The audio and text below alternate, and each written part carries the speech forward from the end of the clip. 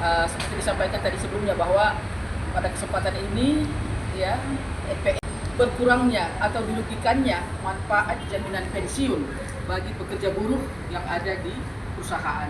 Untuk itu pada tanggal 6 Agustus 2025 ini kami datang tim kuasa hukum dari FPE sudah mendaftarkan tadi ke registrasi untuk segera dilakukan persidangan harapan kami, karena ini adalah hak dasar ya.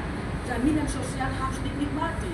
Begitu mereka pernah bakti tidak boleh ditunggu sampai 10 tahun. Jadi bisa menerima manfaat pensiunnya secara sekaligus. Namun karena adanya aturan yang baru ini, kami itu membatasi sehingga bisa lagi diterima oleh karyawan kami mulai Oktober 2020. Menurut undang-undang itu harus dilakukan secara berkala. Kalau sekaligus satu, sedangkan yang lambat wajib berkala paling tidak selama 10 tahun. Bayangkan. Saya membayangkan sebagai kuasa hukum. Pesertaan mereka di dalam pensiun ini rata-rata 20 tahun. Uang pensiun itu adalah pengganti uang pesangon. Kita tahu di undang-undang ketenagakerjaan uang pesangon tidak boleh dicicil. Kalau dicicil perusahaan masuk penjara. Kenapa ini harus dipaksakan untuk diberlakukan atau dibayar secara berangsur-angsur dicicil selama 10 tahun? Kalau ada alasan pemerintah yang mengatakan bahwa ini adalah untuk meminimalisir agar ketika pensiun menjalani hidupnya tidak terganggu dengan keuangannya. Kami terdiskusi panjang lebar dengan teman-teman dari PIPOT, dari DPC, dari DPP, FPE, bahwa itu sebetulnya kami simpulkan itu hanyalah alasan kamuflase yang dibuat oleh pembentuk undang-undang ini, baik DPR maupun Presiden. Kenapa kamuflase? Bagi yang sudah pensiun, sudah pengalaman mengelola keuangannya selama kerja.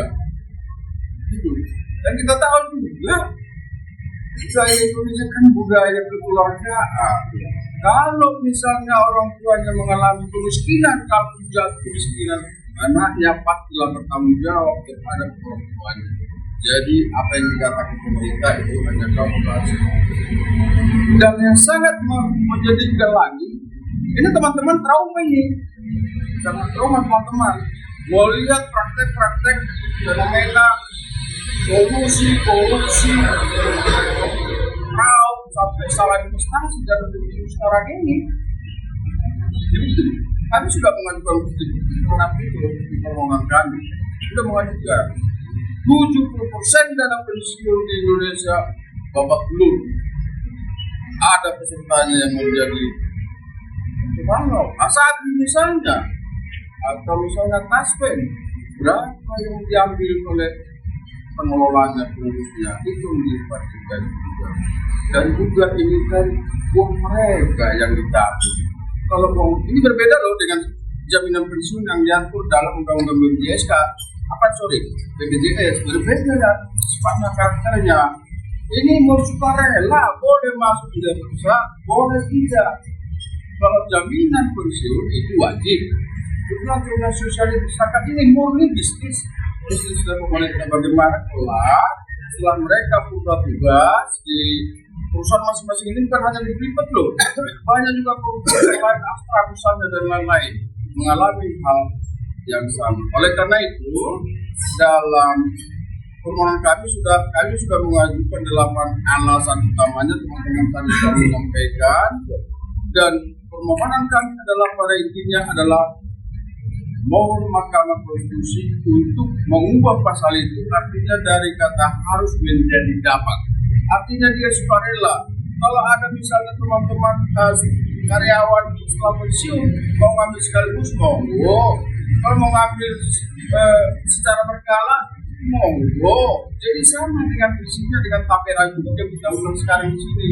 Oke, tapera juga lakukan, tapi sukarela siapa yang mau silakan.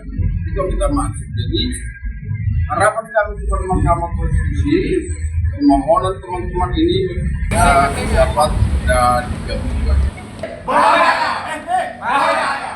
Bahaya! Siapa kita? Freeport! Siapa kita? Freeport! Siapa kita? Freeport! Siapa kita?